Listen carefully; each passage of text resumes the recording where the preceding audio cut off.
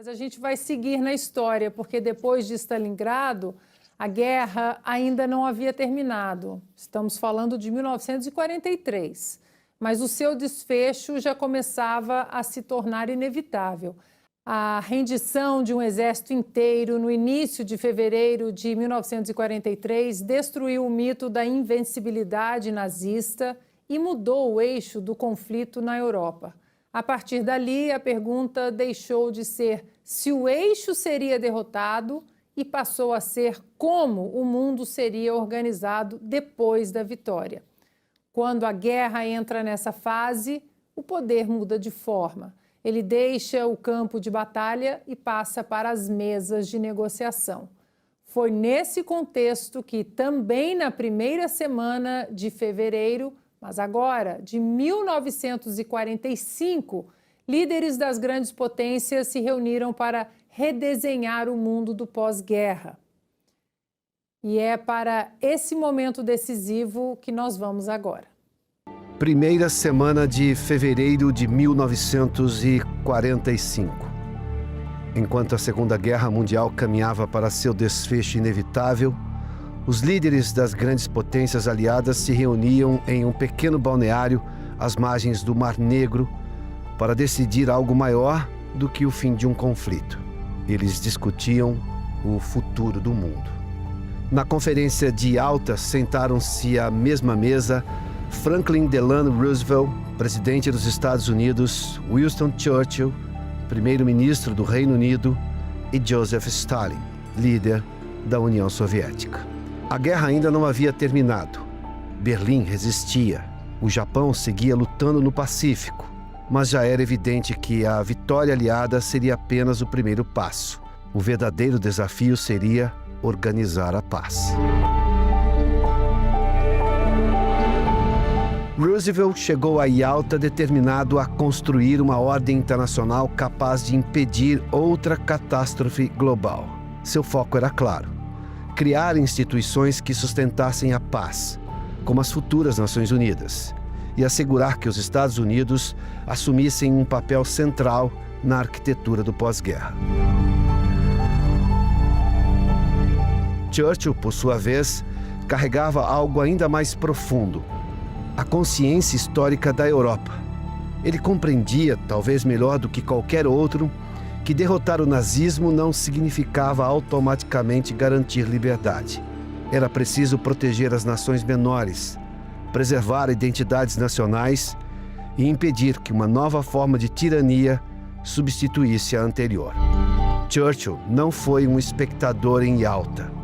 Atuou como guardião da civilização europeia, defendendo eleições livres, soberania nacional e limites claros à expansão do totalitarismo. Os acordos firmados refletiam tanto idealismo quanto realismo.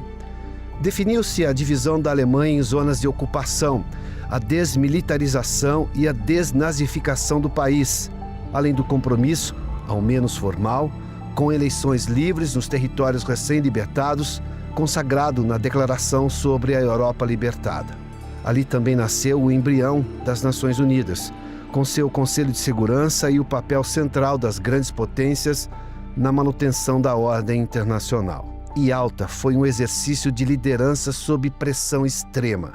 Roosevelt e Churchill sabiam que lidavam com um aliado difícil, mas necessário, e entenderam que a ausência de diálogo seria ainda mais perigosa. Em um mundo devastado, a escolha não era entre perfeição e erro, era entre ordem e caos.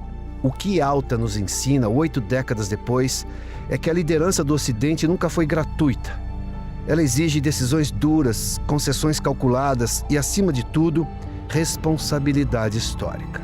Hoje, quando instituições internacionais são testadas, alianças são questionadas e o equilíbrio global volta a ficar sob tensão, Yalta retorna como lembrete: o mundo só se estabiliza quando democracias fortes assumem o peso da liderança.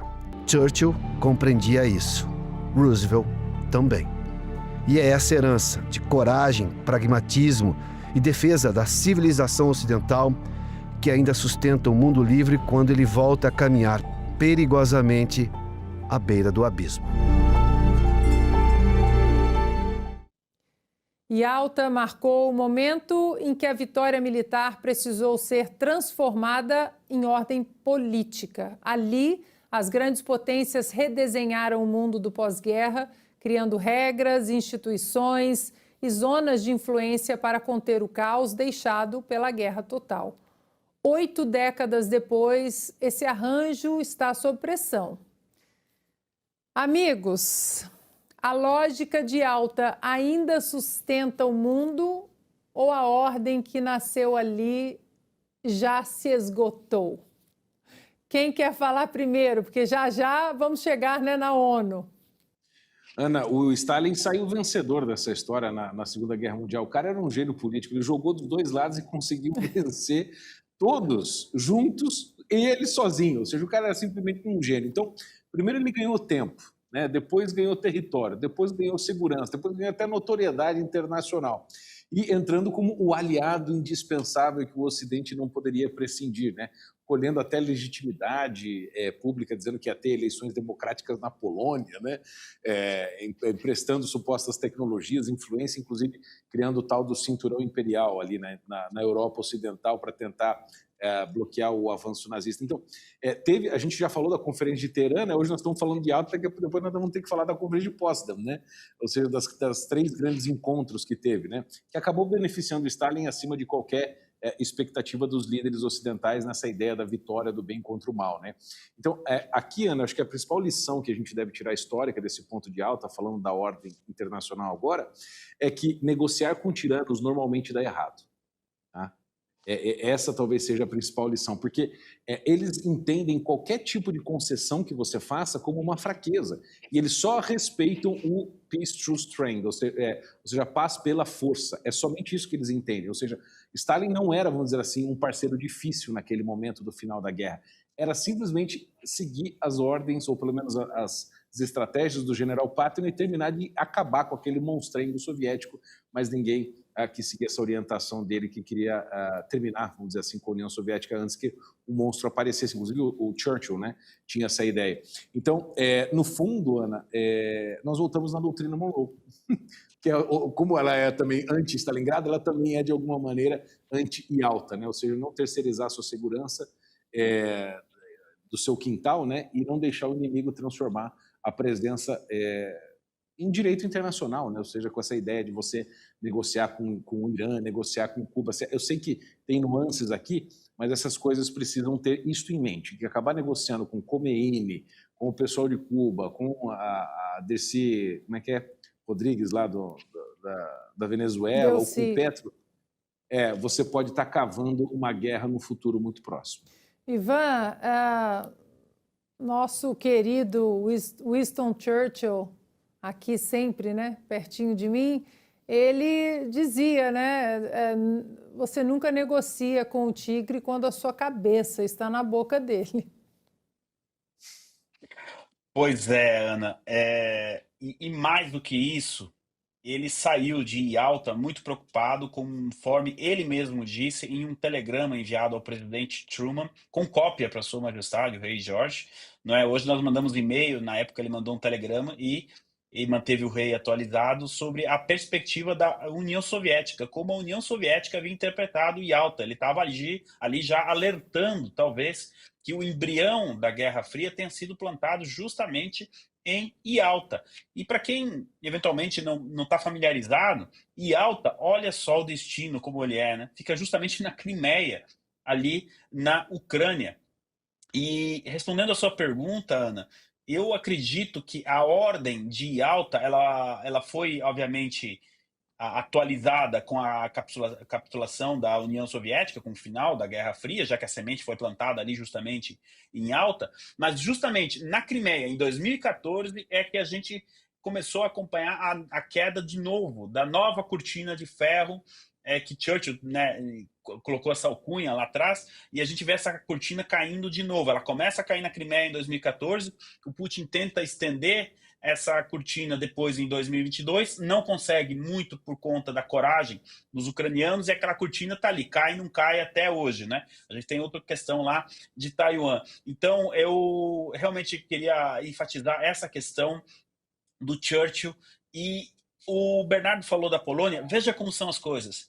Yalta impactou diretamente na vida do Papa João Paulo II, porque ele teria crescido em uma Polônia do lado de cá, Exatamente. ocidental, digamos assim. Eu não estou dizendo que o Papa, enfim, o João Paulo II era a grande pessoa que era, independente do lado que a Polônia tivesse ficado, mas isso acabou impactando diretamente na história de vida dele, que ele levou depois para o seu papado. Então, olha como que a gente realmente aqui, como você sempre fala, da coxa de retalhos, né? A gente sai de Alta e acaba voltando até mesmo para a influência que isso teve no Papa João Paulo II, que por sua vez combateu o comunismo durante o seu papado. É por isso que a gente faz esse trabalho aqui, né? Os soviéticos prenderam o mentor de João Paulo II, na época o Karol Wojtyła, né, o cardeal Widzyński, prenderam mesmo. Ele ficou preso durante uns bons 2, 3 anos, e aí o Karol Wojtyła, futuro João Paulo II, ele entendeu que a Segunda Guerra Mundial seria, né, o fim da guerra, a Segunda Guerra Mundial como um todo seria, marcaria a Polônia como a guerra que a Polônia perdeu 2 vezes, né, quando foi invadida pelos nazistas e depois com os soviéticos, os comunistas. Só lembrar que o cardeal Wyszynski está em processo de canonização, hoje ele já é beato, né, o último passo antes de se tornar santo. Assim, muito especial. E aqui um pequeno parênteses, nosso tempo esgotando, mas a gente fica aqui, né, na nossa coxa de retalhos, no nosso papo, mas os soviéticos, eles não autorizaram que o cardeal Widzyński ele atendesse às reuniões em Roma, e assim que Karol Wojtyła ascendeu, né, ao posto de cardeal, os soviéticos falaram, manda aquele Karol lá, ele é um teólogo, professor, os jovens gostam muito dele, ele não representa perigo nenhum, não. Mal sabiam, né? Flávio, muita gente critica, claro que sem colocar no contexto da época, mas o Winston Churchill deveria ter continuado ali, invadido e seguido para a Rússia e não ter feito acordo nenhum. Mas nós estamos falando de anos e centenas de milhares de vidas perdidas. Como você vira, de repente, para o seu país e fala, não, agora a gente vai continuar invadindo a Rússia? Pois é, você acabou de causar uma guerra mundial por causa de um totalitarismo, você estava mais interessado em paz neste momento do que qualquer outra coisa. Mas tem um detalhe, o Churchill tentou, tá? Não é tão neutro assim. Ele, de fato, tentou ir para cima de Stalin e foi contido. Perdão te interromper, ele teria o apoio do general Patton, tá? Só para registro histórico aqui, é outro que merece uma pauta aqui, o general Patton. Pois não, Flávio, desculpa. Exatamente. Então, assim, Yalta ela é muito importante por conta desse novo desenho. O que ela faz? Causa na Segunda Guerra Mundial o mesmo efeito terrível, nocivo da Primeira Guerra Mundial. Que eu sempre digo que ela é a origem de 99% dos problemas que nós estamos vivendo hoje, no final da Primeira Guerra. A Segunda Guerra faz uma nova versão disso aí, ou seja, mais dívidas para a Alemanha. Vamos dividir a Alemanha com o lado soviético, com o lado americano. Do lado, na verdade, americano estava também dividido com um lado de influência britânica. Dívidas de guerra, basicamente os comunistas, como explicou Bernardo, assentando o seu poder. Olha, nós somos aqui, o Ocidente nos reconhece como bonzinhos, né? Afinal, nós vencemos os nazistas, então nós podemos fazer o que nós quisermos.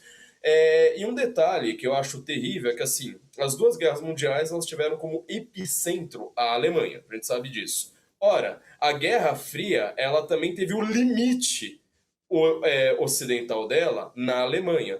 O que acontece? Depois de Yalta, quando cai o Muro de Berlim, eles perceberam que tinha um problema com o qual nós estamos lidando hoje. Que é o seguinte, a Alemanha ela é um país extremamente poderoso, um povo muito inteligente, muito rico, se enriquece rapidamente se você deixa a Alemanha solta, por causa da sua indústria, cultura, ela junta tudo, né?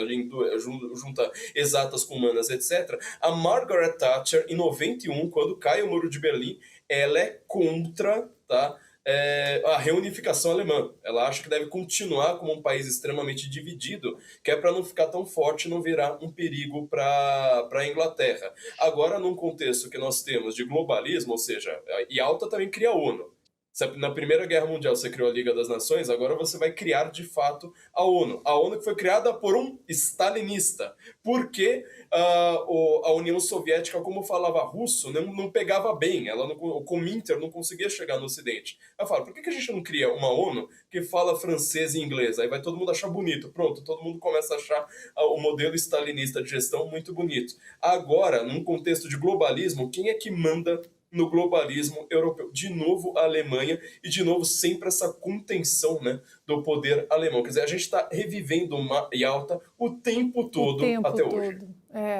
Aliás, essa pauta é boa, viu, Ivan e Flávio Kister, sobre se Churchill seria bom seguir ou não, porque o General Patton era a favor, mas o Eisenhower era contra, porque os documentos, as cartas, as biografias dele mostram que o dia D foi muito traumático no sentido da perda de vidas, né? Foram milhares. No primeiro dia foram quase 3.000 vidas perdidas no primeiro dia, né? Então, o Eisenhower, ele era contra, não, eu acho que já deu, a gente precisa parar por aqui, depois a gente pensa em alguma coisa. Então, esse conflito dentro do exército ali, né, dos aliados também, muita gente acha que todo mundo concordava com todo mundo e assim vencemos a Segunda Guerra Mundial, e não é bem assim. Alguém quer acrescentar alguma coisa? É simples, a gente volta para Stalingrado, porque a Segunda Guerra acaba no prelúdio do inverno.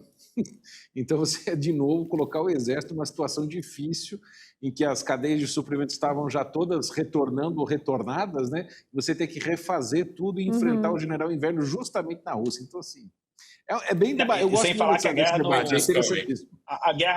a guerra no Pacífico ainda não tinha terminado, Exato. né? Porque Churchill era fácil de levar para a segunda União Soviética, mas lá ainda a guerra estava acontecendo. Exatamente, Ivan, eu ia acrescentar exatamente isso. Os americanos ainda estavam brigando no Pacífico.